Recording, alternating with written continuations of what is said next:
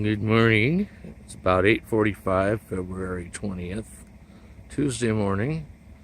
We had blizzard conditions after started as rain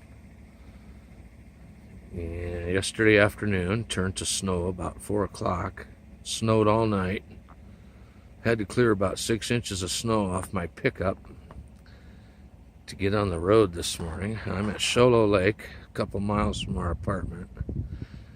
And the locals, no big deal for them, but for me, this is my first major winter storm since moving to the mountains.